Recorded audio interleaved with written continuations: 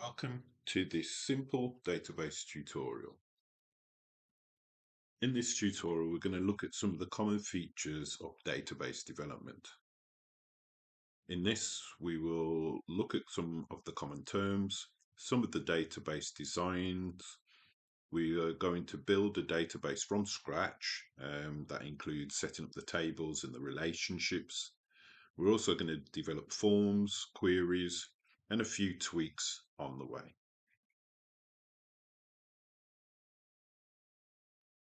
But before we get into that, why do we need a database at all? So computer databases typically store aggregation of data, records, or files that contain information such as sales transactions, customer data, financial, product information. We can use a database to host a variety of raw data and actually set the system up to actually produce some useful information. Databases are used for storing, maintaining, and accessing all sorts of data. We can also manipulate the data as well and effectively ask questions of the data that will actually give us some answers. So we're going to go through just some of the basic terms. These are important if you're to understand some of the examples that I'm going to show later on. So I'm going to go through some of these terms. These are terms that you will come across. However, I'm only going to briefly mention them here. I would suggest that you actually go out and come back to this presentation, take each term and look into them in much more detail. So first of all, before we even begin looking at a database, we need to effectively gather all the data that we think we're going to need for a database. At this point, we're not actually looking at it in any structured form. We're just basically just gathering all the inputs that we believe that the user is going to need to make. But before we can actually build the database or implement the database, we need to go through a set of rules. And these rules are normally take the form of normal forms. And we have first, second, third, and I believe it goes all the way up to 7 normal forms. And effectively, the way to think of these are as rules for the structure of the database. So each form is a particular rule that the database must conform to. And effectively, you can't get to third normal form unless you first pass through the first and the second. As I've said before, there is generally about 7 recognized normal forms. However, by the time we've got to the 7th normal form, sometimes the database can become unworkable. So generally speaking, most databases will actually get to third normal form is pretty much the acceptable level, unless something specific is needed from that database. You'll hear the term entity being used, especially when it's talked about, databases are talked about in design. They normally refer to entities, but the way to think of an entity is when we actually get into the implementation of the database. An entity is effectively a table or a group.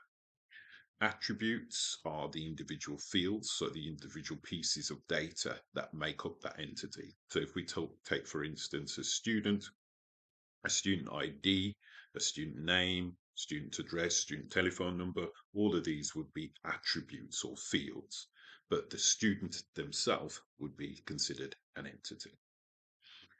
When we've completed the design, we would then move into implementation. And when we're actually talking about implementation, we're actually making the database. And therefore, we refer to tables, and tables normally contain records. So that have records of individual students, carrying on from the previous example. The table could have different courses or modules, etc. But these are individual records that would be formed around the attributes that we've already identified in the design.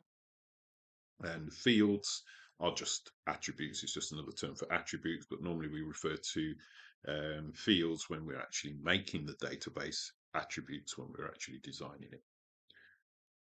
As I said, within this tutorial, we're going to be looking at relationships, and there are many different relationships, but the most common ones, again, that you will come across is one-to-one, many-to-many, and one-to-many.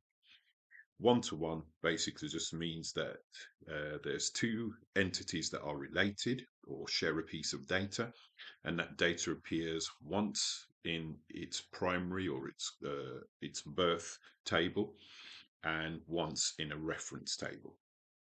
Many-to-many just means that the same piece of data or a similar piece of data could be entered many times in its birth or its primary table, but then also referenced many times in another table also.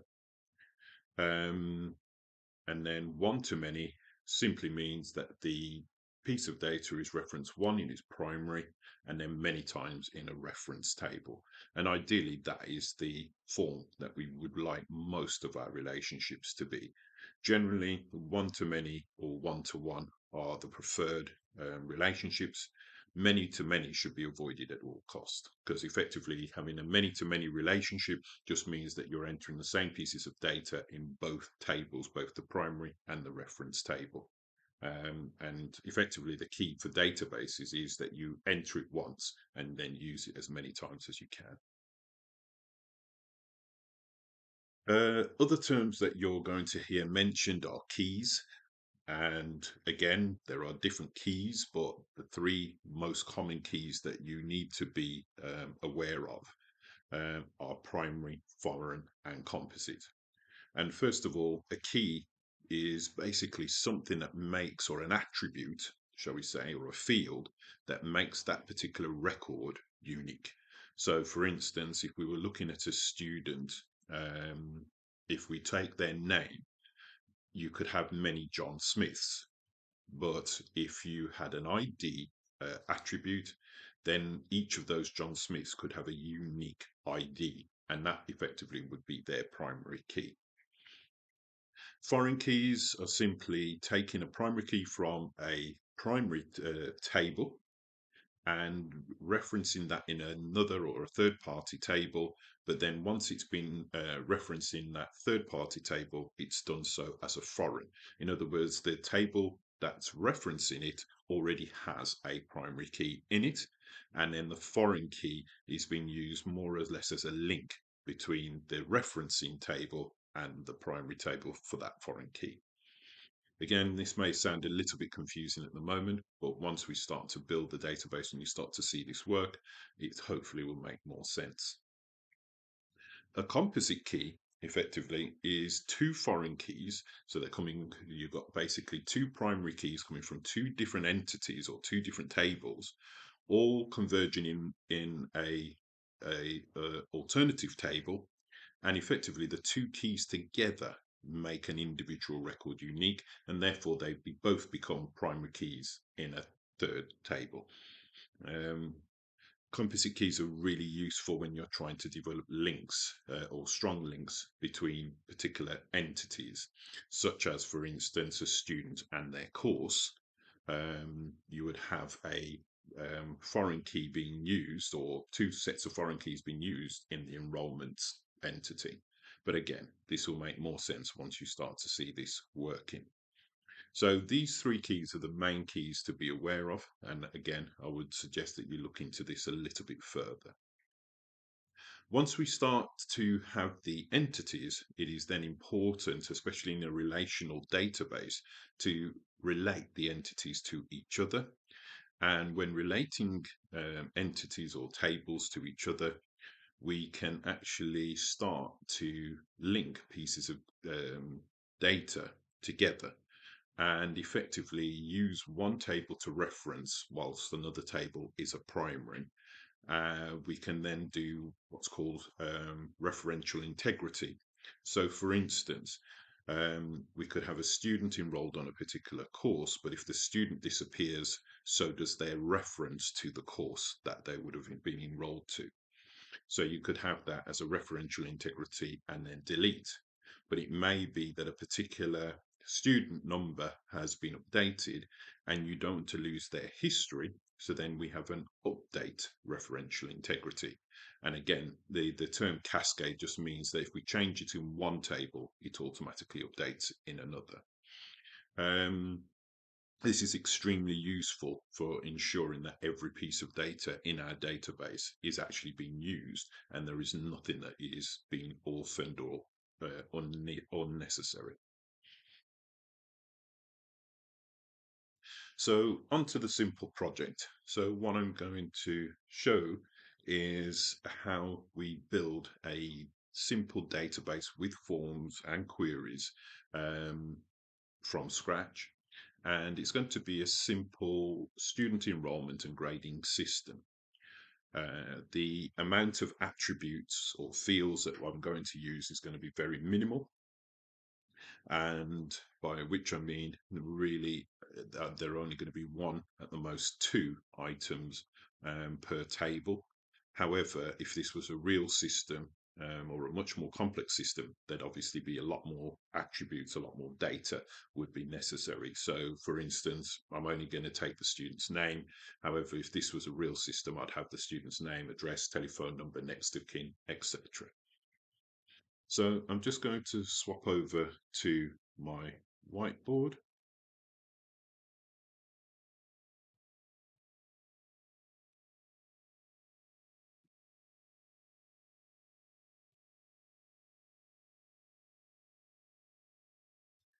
And here you can see that I've got a few labels or notes set out here. So what I'm going to do here is we're just going to put in the attributes that I'm actually going to need for each one of these.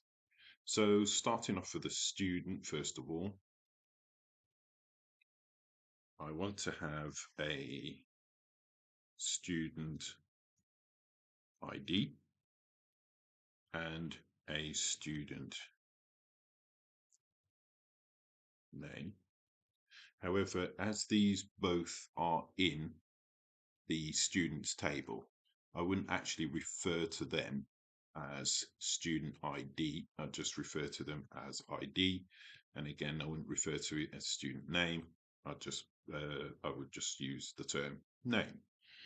Now, because of this table, the importance is carrying the student's actual identity or their name. Their name, as we've already discussed, wouldn't be unique. We could have two John Smiths. So in order to make sure that each record is unique, or there's something to identify one record from another, the ID would be a preferred primary key. So for the ID, I would actually make that the primary key for this particular table, or the unique attribute for this table. Moving on to the course, again, I would have a ID, and again, this would be the primary key. I may not call it ID here.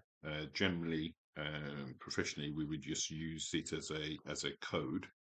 So there'd be an actual course code that we would use here. And we use a course title. And that would be used there. Now, in the student, we're just going to use a integer data type or a number, and it's going to be automatically generated. Whilst in the courses, we're actually going to use a string. And this is because the course code could have letters and numbers. For the module, we're going to have a ID for the module, and we're again going to have the module's title.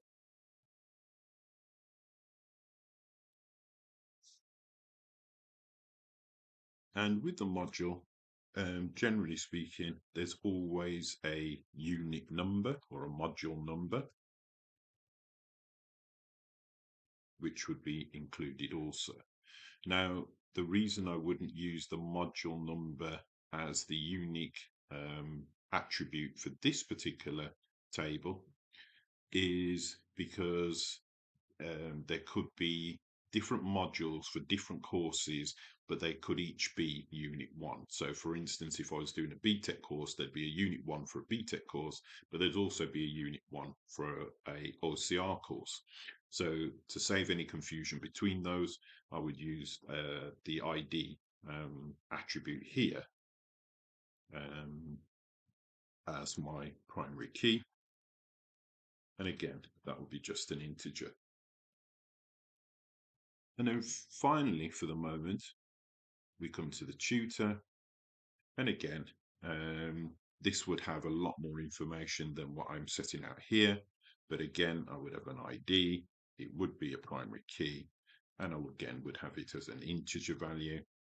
And we'd also have the name of the tutor. The full name of the tutor would also be included here. We'll come to these other tables in a moment. I just want to really focus on these four. So now that we've got the basic outlines for the tables, the next thing that we'd need to think about after we've created the database is their relationship. So in building the relationship between these tables, each of these tables would need to link to each other. So for instance, student would link to the course and the module would also be related, and each of the modules would have a lead tutor.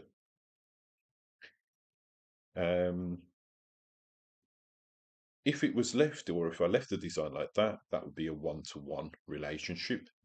Effectively, every record in each of those tables would only appear once. But in this sort of setup, actually, that isn't what the relationship would be. If we take the student, for instance, a single student could be on more than one course. So instantly, that would be many times that particular student could be on multiple courses. But equally, these courses could have multiple sets of students. So not only are the students on more than one course, but those courses could have more than one student. And there we go. We have our first many to many relationship. If we now look at the course, a single course could have many modules. So for instance, something like BTEC or OCR could have up to 20, if not 30 modules. But those modules could be similarly referenced on other courses. So we have diploma, we have extended diploma. So there could be other variations of the course. And again, we now have a many-to-many relationship here. And then the next is the module and the tutor. And needless to say, each module could have many tutors, and each tutor could be on many modules. So again, we've got the many-to-many relationship here also. And that would be really bad for our database design, because effectively, if a typical student wanted to be on more than one course, that student would appear in the student records twice. And equally, that course would have multiple entries here, again, with multiple students on against it. So there's a lot of repetitive information that would take place within this database setup as it is. So we're going to improve on that design. So the first thing I want to do is get rid of the student and course many-to-many reference. So I'm just going to delete that relationship there. And what I'm going to do here is I'm just going to move this one up in between. And this is better known as our link table. So I'm just going to make this one slightly smaller than the others. And this becomes our link table.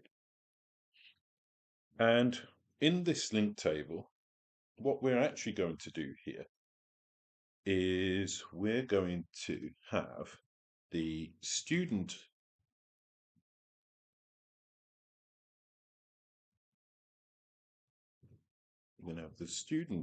ID, and now I'm going to reference the student ID, and that's going to be effectively a foreign key now, because we're actually going to get that student ID from another table.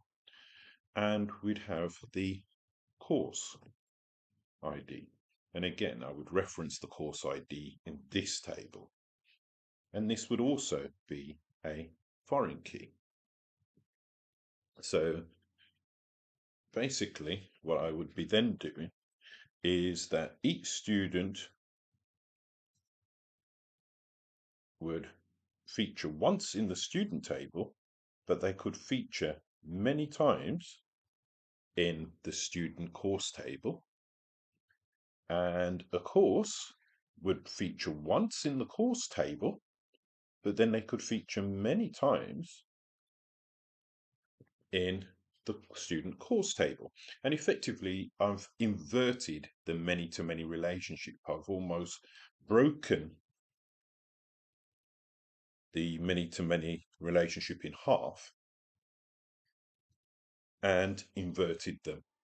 And by doing so, now what I have is I've got a one-to-many, many-to-one relationship here. So I've now broken that many-to-many relationship in inserting a link table between the two. Now, it doesn't stop there, because we're now using those two foreign keys, which were primary keys in their own tables. We can't simply just put another key in there and make that the primary key, because then we would end up in a similar situation to the one we're trying to avoid. What we actually do is take the student ID and the course ID, and we make both of those the primary key. So effectively, in that table, instead of using one attribute as the primary key, we actually use both of these as a primary key. And additional to that, what would be useful here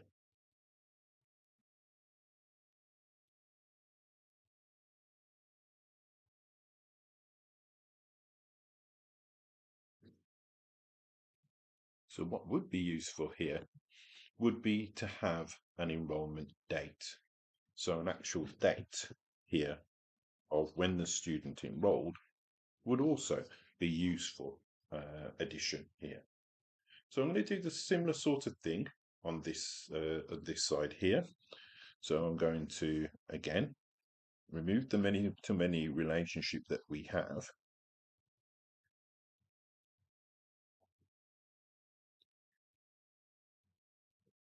We're going to take this table here, which is again our link table, just make it a little bit smaller, again, like we did previously, so we can see the difference. So that is our link table. And in this link table,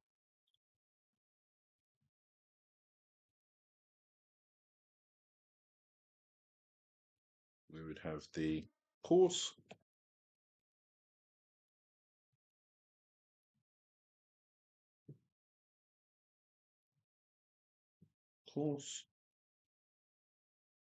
code,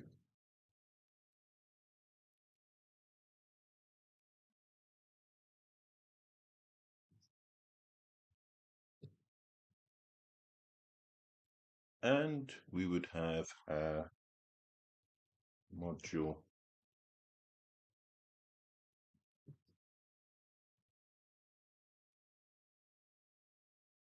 ID.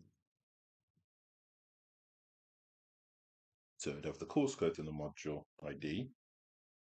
And just as we would have done previously, we would take these as foreign keys because they're actually the primary keys from another table.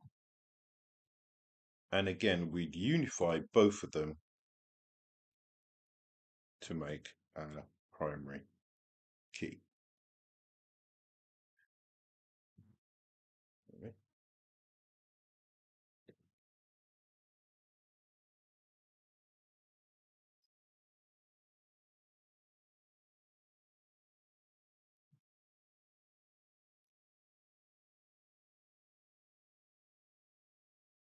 So we use both of them to make our primary key.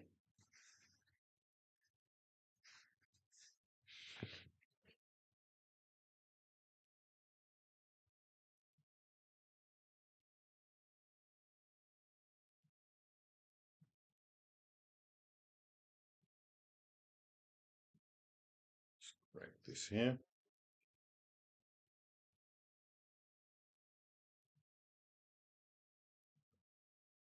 So now that we've done that, we've got the primary key, which are basically those two keys joined together.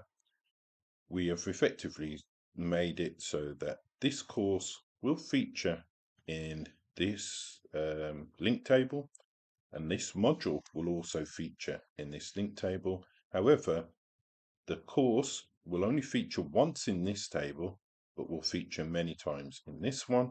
And the module, again, will only feature once in this table, but it can be referenced many times in this one. And we've then got, again, our one to many and our many to one. Now, with the tutor, we're going to do something a little bit different here. And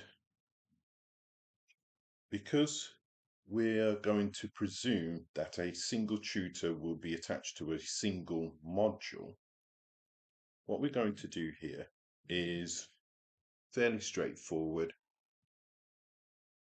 We're just going to include another attribute, which would be the tutor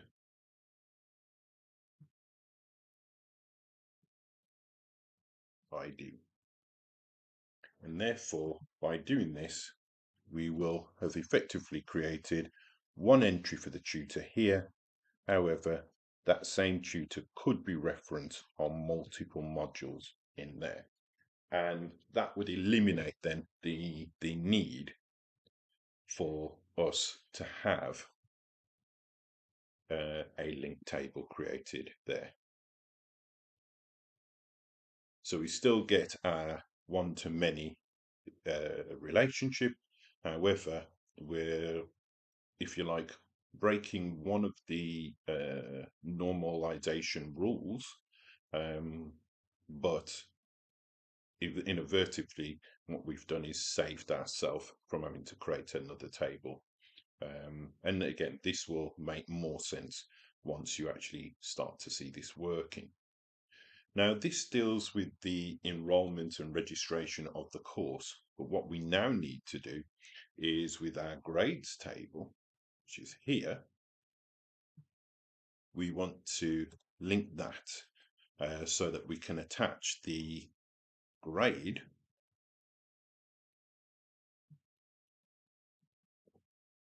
for each student. So to do so, we're going to need the student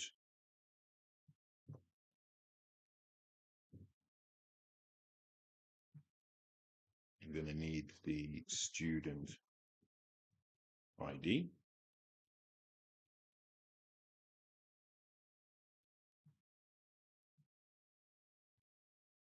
And we're also going to need the module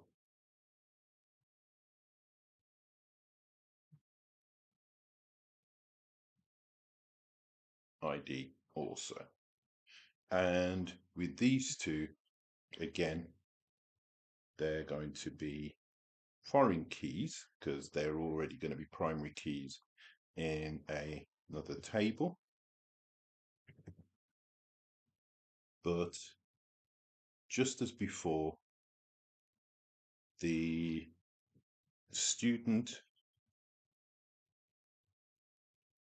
and the module together are going to make our primary key. Okay. Now, By us doing these, or by us using these systems of the student with the course and the student with the module, we're actually creating something called composite. So we're creating our composite keys by doing that. Okay, because we're actually using two keys effectively together to highlight an individual record. So just to quickly run through this again, we have set out our tables. We have an idea of what the attributes are going to be for each of these tables. We've also set out the relationship for these tables. So we have our student, and we'll effectively have an enrollment table or a student course table, which will link the student to the course. We'll also have the course table, which have all the courses titles, and then we'll have another table with the module and their titles, but then we'll be able to link the module to the course, again, via a course module table. And then each module will have a tutor, and we'll be able to reference a particular tutor's ID in that table, linking a particular tutor to that particular module. Additional to that, we're going to take the primary key of our student and bring that into this table. We're also going to take the ID of the module and bring that into this table. And effectively, this grades table is also a link table between these two entities. But additionally, we're going to add on to that the grade. So we'll be able to actually ascertain the grade that student achieved in that particular module. So this is a typical system. And as you can see, even though it is a very, very simple and basic system, however, it does give the appearance of a lot more intent and a lot more detail than you would probably initially imagine. But if we are successful in implementing this design, then this will work really well and will actually minimize the amount that our users will have to enter in the system to actually get the information that they need.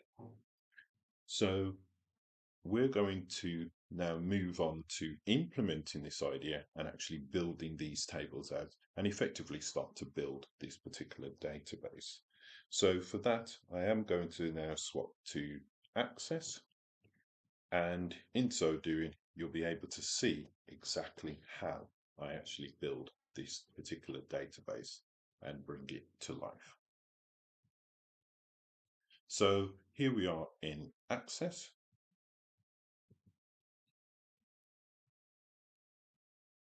And as you can see, there is nothing prepared here.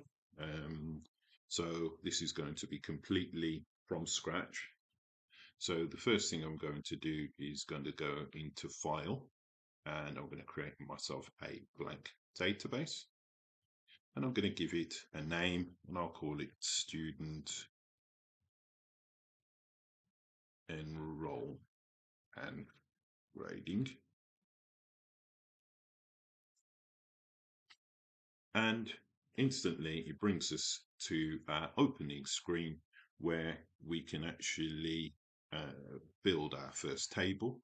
By default, it allows us to actually start to enter information straight in to this particular table, but I actually want to do a little bit more on the design first. So the first thing I'm going to do is swap from the data sheet view to the design view, and this is in the views section here. So if you go to the table fields, view, click the down arrow, and then design view. First thing it's going to ask me before it does anything else is to name the table. So I'm going to use the naming convention that I've pretty much used all of my career, and many people use very similar naming conventions. I'm going to do a prefix of TBL as lowercase, and I'm going to start with the student table first, or student entity. So I'm going to just type the word student, and in the names there is no spaces, but what I'm using here is a system called camel case, where I'm using lowercase to start, capital letter at the start of the key name section, and then lowercase for the rest. So I'll press OK. And now I can design this table the way that I wanted to. So if I was to go back to our previous screen, you can see that the student table has a student ID and also a student name. So that's what we're going to do. So here, I'm actually going to change this so it says student ID. Normally, I would have probably left it actually.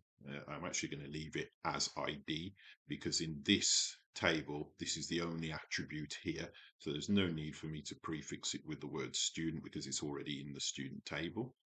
I also want it to be auto number generated. So basically, every time a new student is entered into this table, the auto generator will generate a new number, therefore a new ID for the next student that is entered.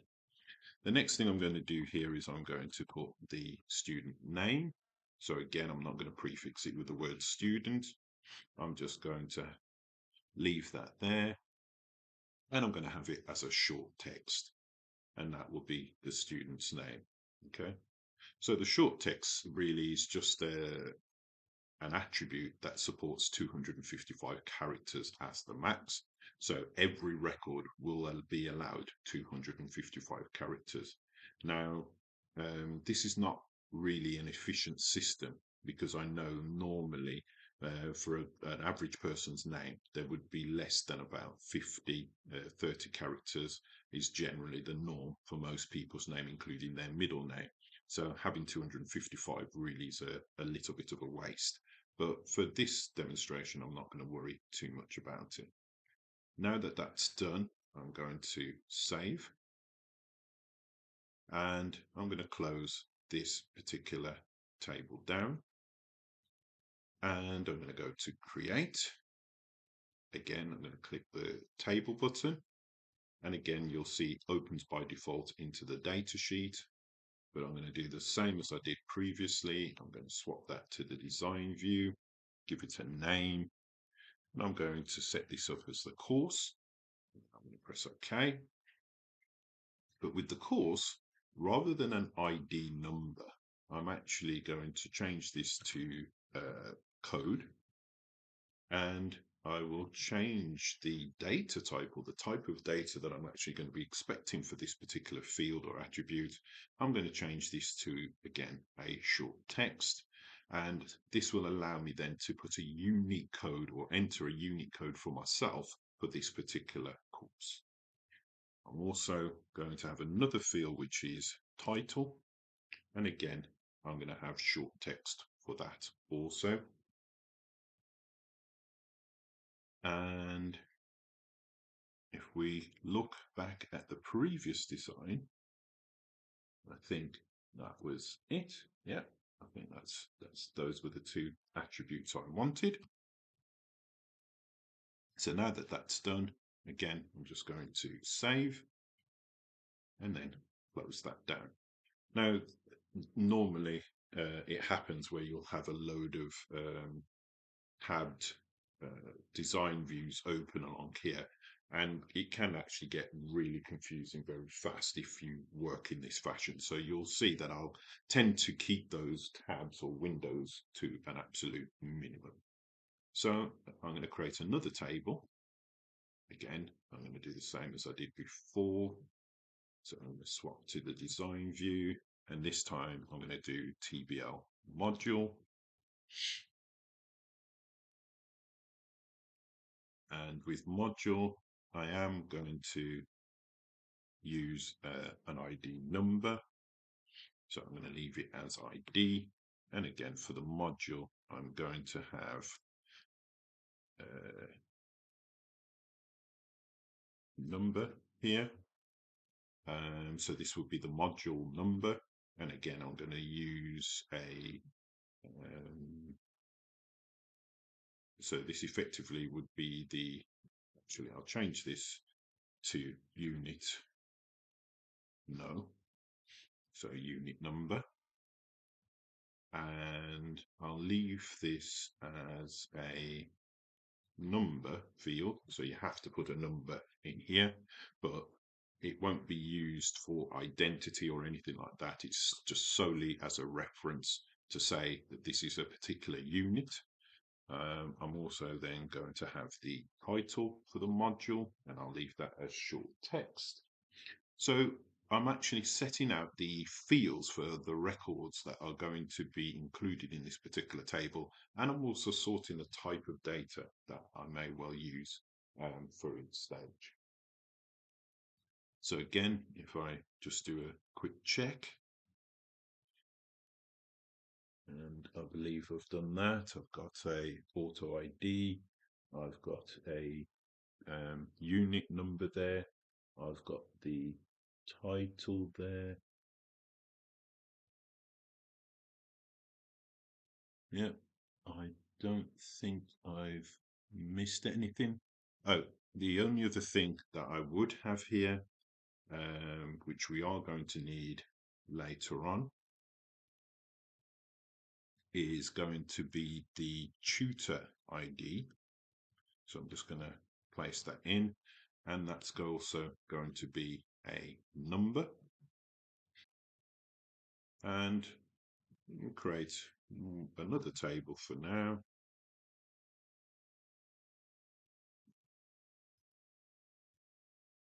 And this one is going to be the tutor table.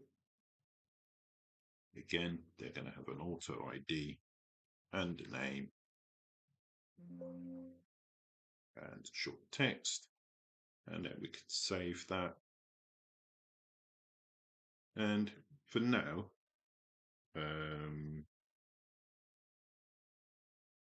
we'll leave it there.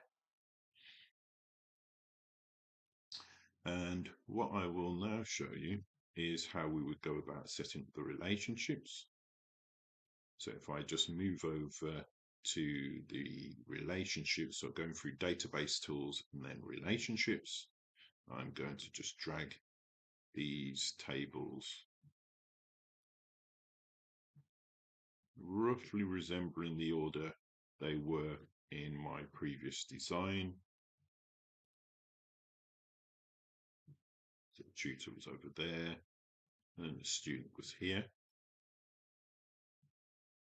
So if I was to attempt to do a relationship between these entities,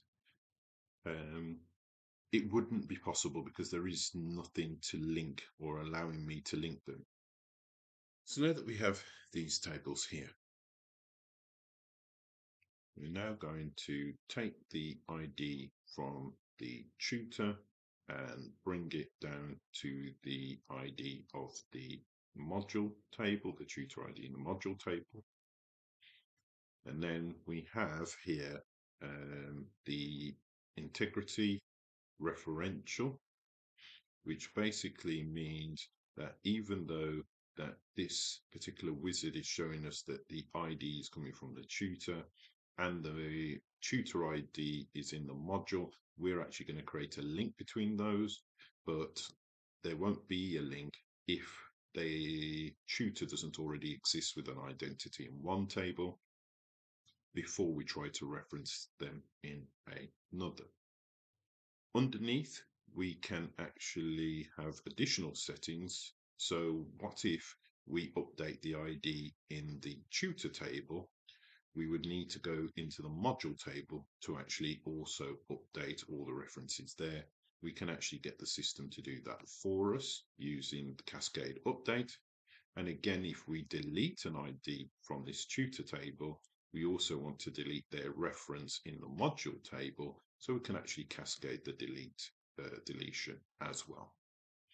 Once we are satisfied that these are all done, and it's not that we need to have all of these settings ticked, we could just get away with the enforced referential integrity, but it all comes down to what it is you're trying to achieve.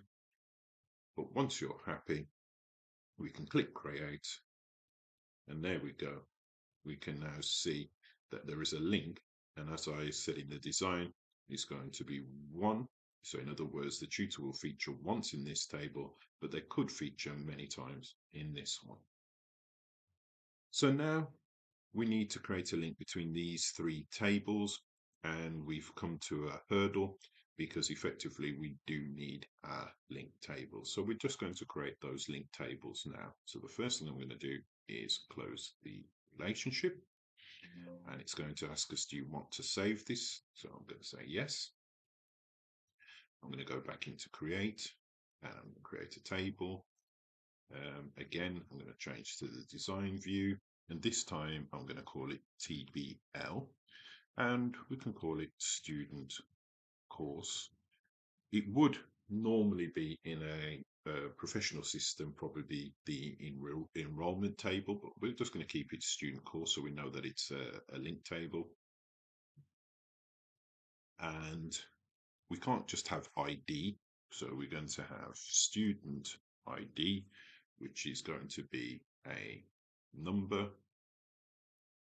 We're also going to have the course code, which will be a short text, and we're going to have date of enrollment, and that's just going to be a date and time. And finally, we're going to select using control. So keeping my finger on CTRL, I'm going to select the student ID and the course ID, and then click right. So control, click right, and then click primary key. And that now has identified that these two are now going to be used together as a composite to actually create a unique record, or the two of them together effectively is going to be our primary key. So I'm just going to close that one there first of all. So just save that. And we're going to create another table, again into the design view. And this one's going to be TBL course module. So this will be the link between these two tables. And again, we'll have the module ID, which will be just a number. So we're not generating the number in this field. This is a link table. The ID has already been generated. We're just capturing that data in a number data type. And the same with the course code.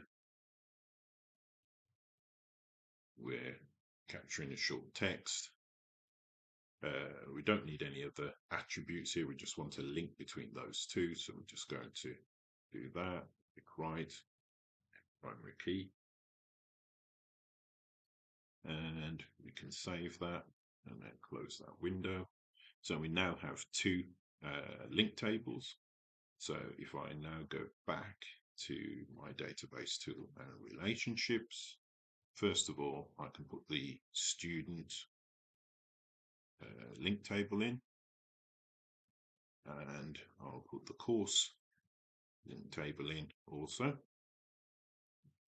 And what I can now do is I can create a relationship between the student and the student ID in the student course table. Again, I'll tick all of those and enable.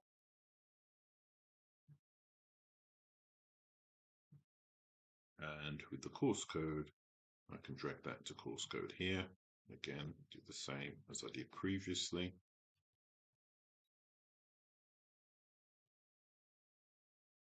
And I'll do the same now between, just organize these slightly better, make a little bit of room.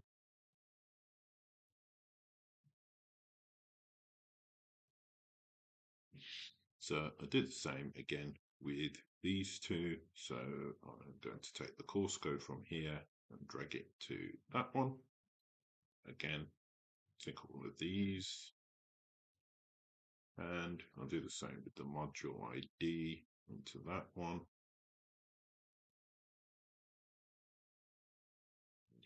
There you go. That's my table sorted. So we've now got a student that will feature in this particular table, basically enrolling them onto a specific course, and we can capture the date there. We've also then got the module.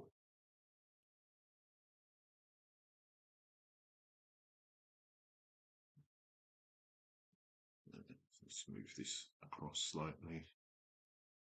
We can move this upwards. There we go. So we then got the course module and the course and the module, and they're linked together here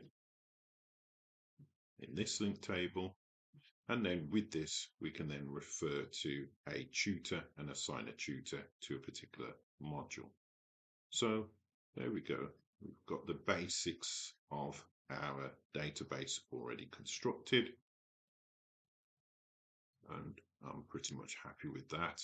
We can now start to move on to the next stage, which is where we start to build the entry system for these particular tables.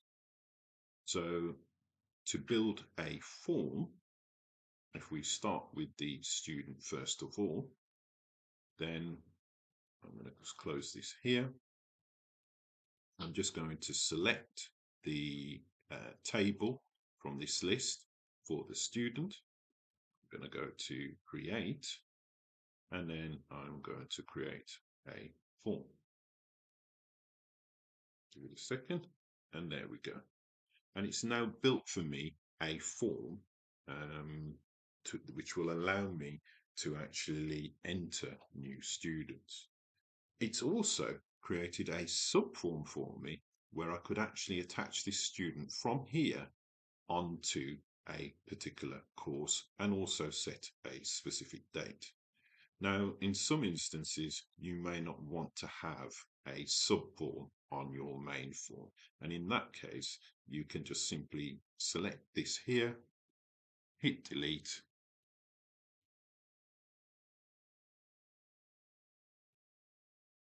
All right, select, and then hit delete, and that will remove it. And now we haven't got that subform attached to this particular form. So the next thing I want to do is just to remove the selectors here from our form. So I'm just going to click that here. Let's close this. I'm going to go to the property sheet. So I'm making sure that I've got the form highlighted and not the actual form design. I want the actual form name highlighted here.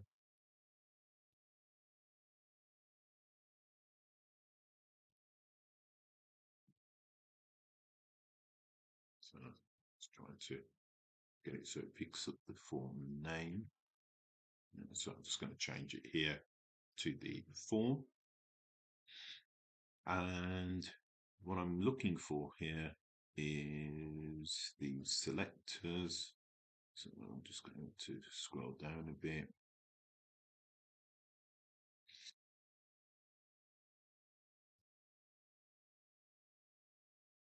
And here you go, the record selectors. So I'm just going to change that to no.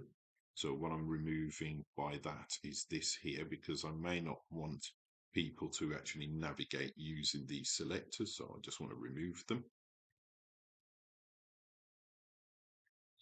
So record selectors and the navigation buttons. And there we go. Now we've taken those away from this form. I will actually put buttons onto each of these forms to actually do or handle the navigation myself.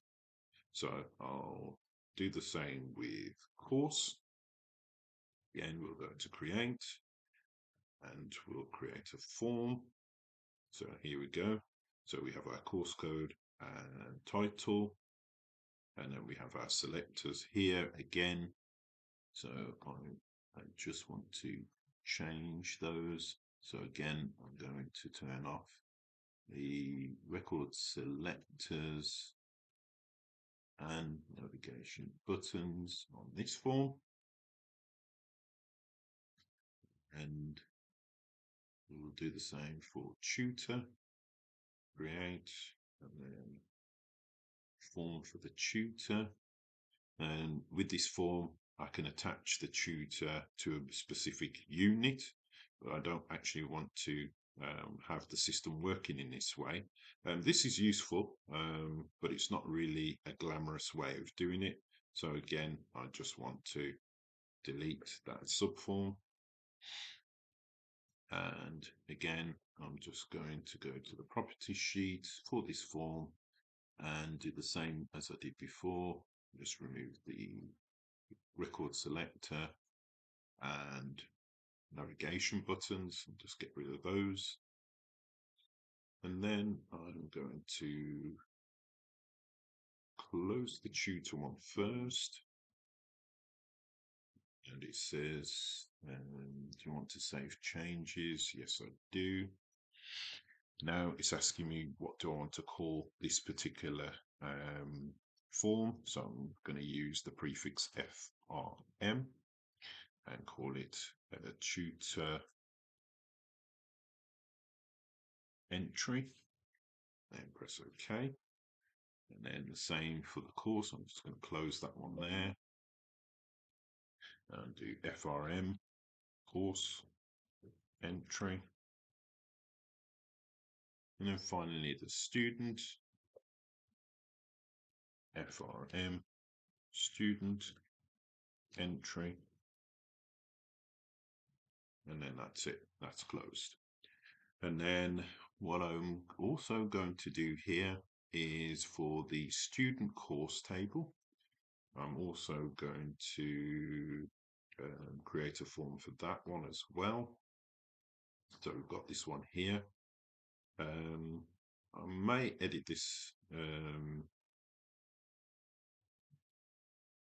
Yeah, let's edit this particular field. So you can see that at the moment, the date of enrollment is basically a text box, and I don't really want that as the design. So I actually want to put here a calendar if possible. So I want to change the control. So I'm going to change it to, and I've only got a few options here. Label, list box, combo box. I'm just going to go through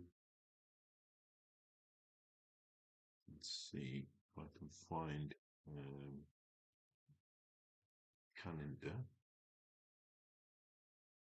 So there isn't one in the list here. I'll come back to that in a moment. But what I am going to do is I'm going to close this, again, save, and I'm going to just call this FRM, and I'm actually going to change the name here to enrollment. Close that there, and do the course module. Again, I'll do the create and the form.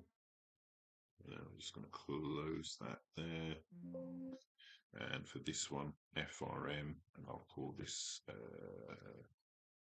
module assignment. And there. So now I have created a number of forms. They're not perfect, and I may well try to edit these forms a little bit later on. But gives you a basic idea now that I can now enter data into those databases using these forms. What I am also going to do whilst I'm here is I'm going to create myself a blank form. And on this blank form, I'm going to put a label. And I'm just going to call this menu system.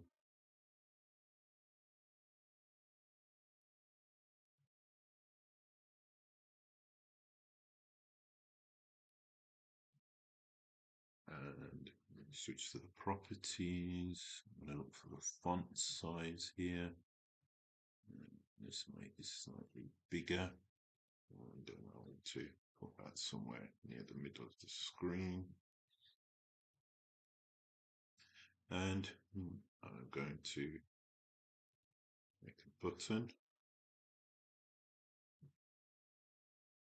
And in this button, I'm just going to get it to open up one of these forms. So the first form I'm going to get it to open up is the student one. So I don't want to navigate through records, operations. So we can do add, deleting a record, duplicating a record, printing a record, etc. So we could do that. But underneath we've got form operations, and we can then open a specific form as well as print a form and other operations. So what I want to do is open a form, and the form I want to open is the student entry. And then we have two options here: open the form and find a specific data to display. So I could actually get it to open and actually find a particular student to show me. Or I want to open a form and show all the records. So I'm going to leave that at the default.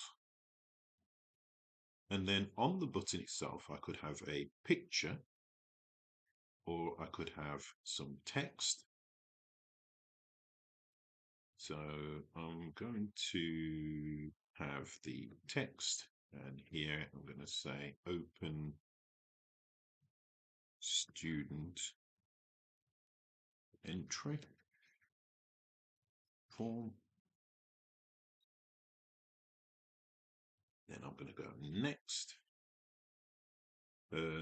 Not going to worry about the command button for the moment, the naming of the button. You could name the button if you wish to. So if I wanted to name this button, I would normally do something like CMD for command and student form as the name, and then I would finish. And there we go. We now have a button here. So if I switch this back to view, so this is what the user would see. I can now click this form, click this button, and it opens for me the student form ready to go.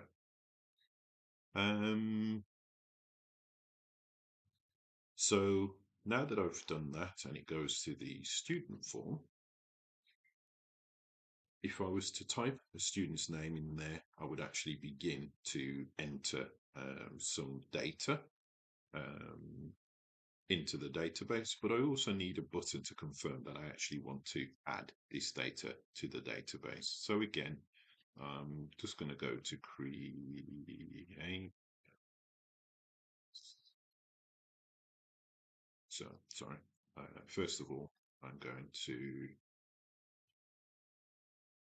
change this to design view, and I'm going to drag this down a little bit. Select the button, and I just want to create a button here. I'm not too worried about how it looks at the moment. Again, I'm not navigating record. I want to either update or save the record. I think would be the option there, or I could even go to add new. So from here, I could click the add new and it would save the record that I've updated, but then it would also add a new record all in one go. So I'm going to leave it at that one. Again, I'm going to set the text, go to save and record, click next, CMD, save, and finish. And there we go. Our button is there. It might be that I want to cancel the operation. So just want to select that button here. So I want to undo record. And again, text. And I want to cancel. Save. Yeah. And then CMD, cancel. And then finish. And then there's my button there.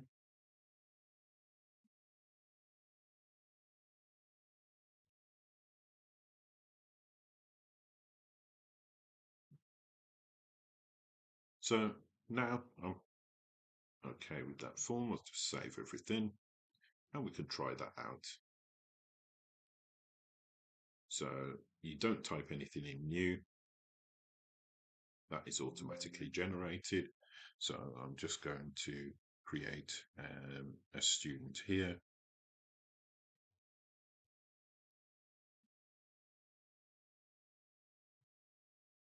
And then you can see the ID number has been generated.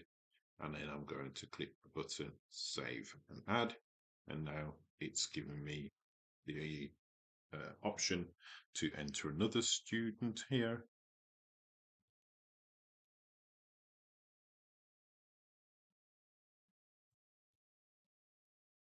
And then just to try the cancel, save.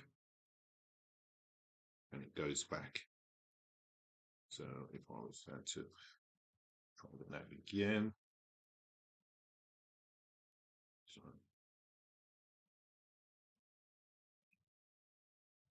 let's save. And let's close this form here, close that there. And call this FRM menu. It's okay. And what I want to do is look into the students table, and you can see that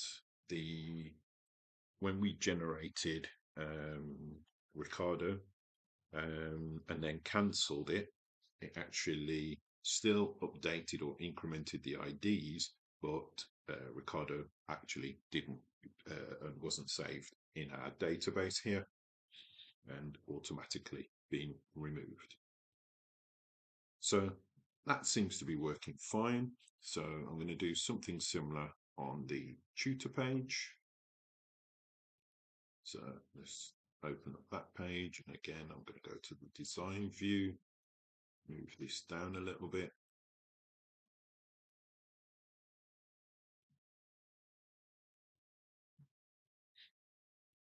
Again, I'm just going to create a button here. And form operation. And I want to, sorry, record operation. I want to add new record. So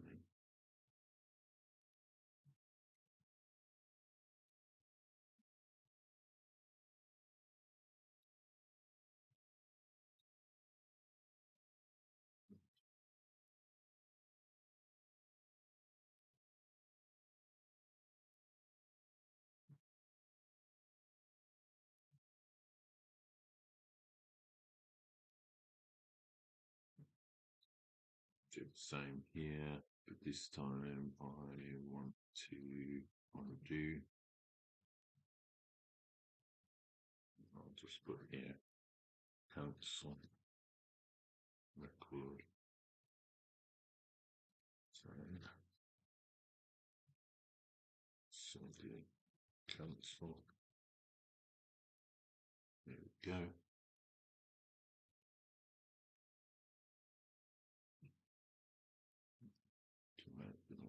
neat. I'm not going to be too picky about it. There we go. Tutor's done.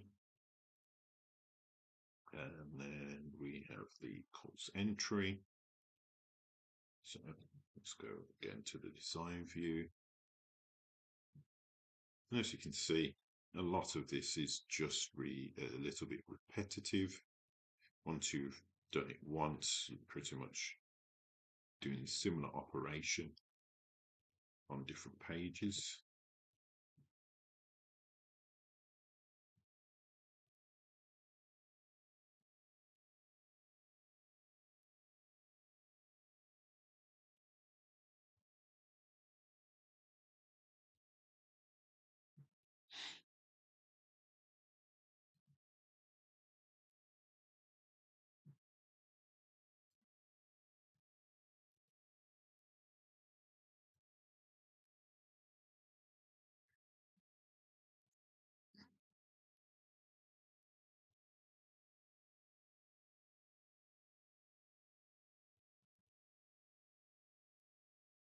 And even though I'm using the same or similar command names on each of these forms, each form's button are completely separate from the previous form. So they don't actually have any conflict whatsoever because they're on separate forms. If the buttons were on the same form, then each button needs to be unique.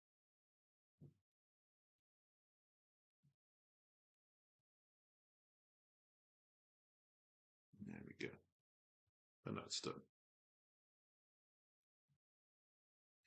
So now that's done, for us to try this out, I could come up with a course code. So say, for instance, Y301. And the title of the course is Diploma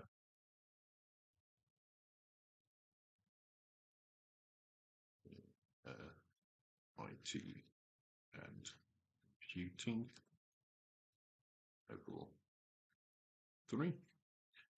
I want to save that. I could do Y302. I could do Extended Diploma in IT and Computing 3. Save those. And let's just do one more, Y201.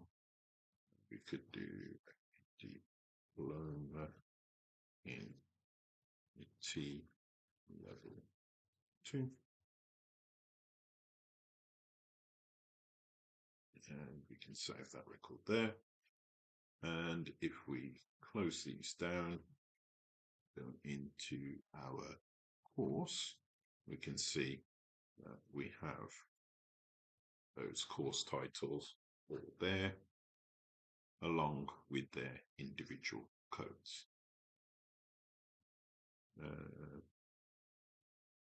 So we haven't. We've got our module form here, so let's just do what we've done previously for this one as well. So we're just going to create a button.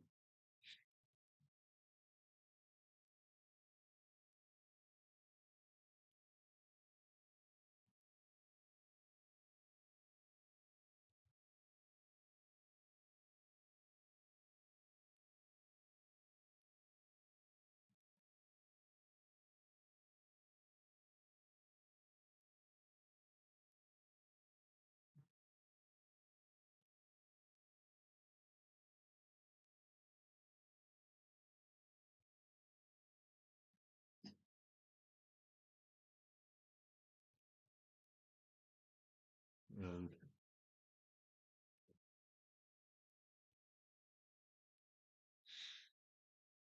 it's done. Let's save that. And we can now.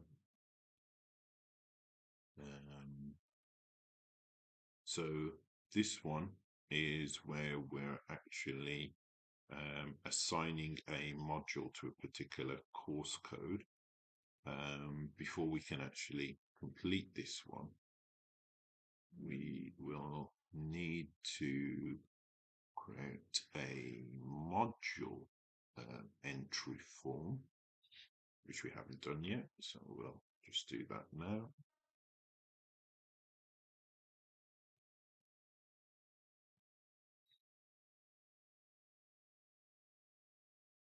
And we'll take away the navigation buttons and the record selectors as well.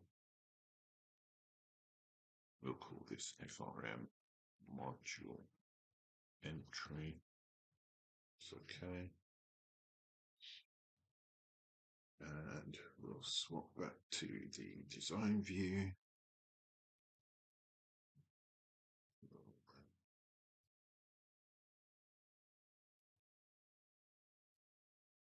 We'll create the buttons.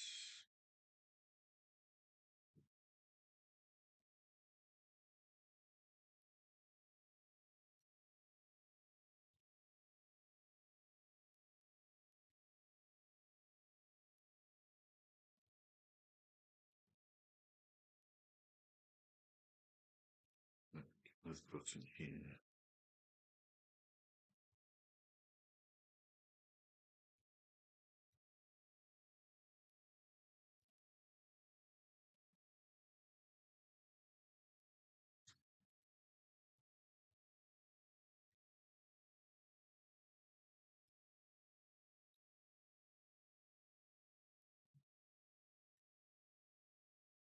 There we go.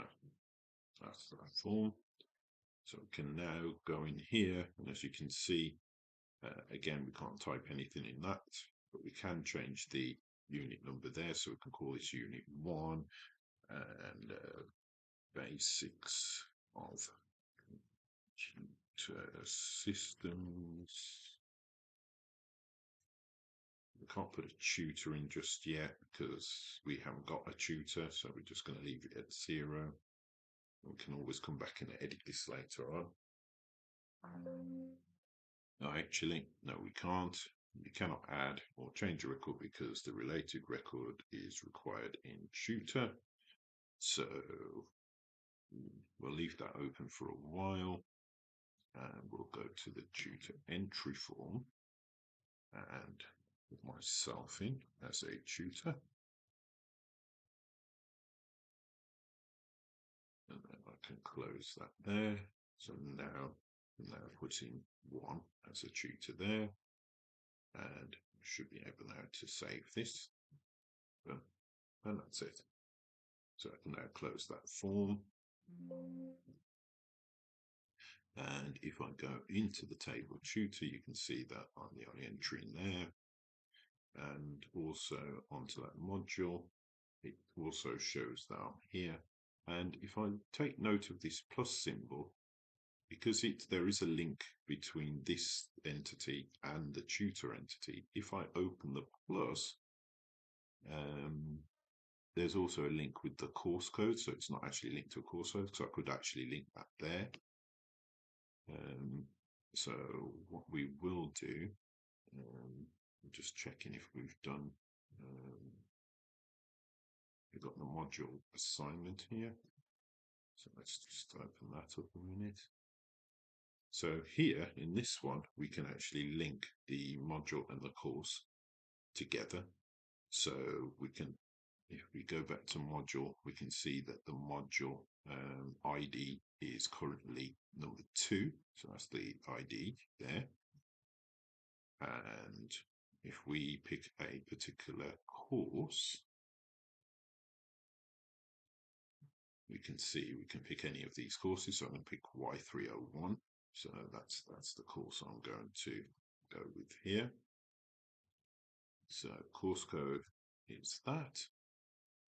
And then I'm going to link it to course module ID number 2. And then I can save that.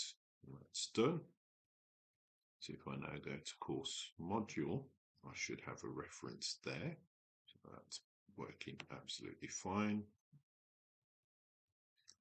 And if I now go back to module and expand it there. You can see that the reference is Y301. So there is a link now between this particular module and that particular course. But if I wanted to, if I just go back to this form,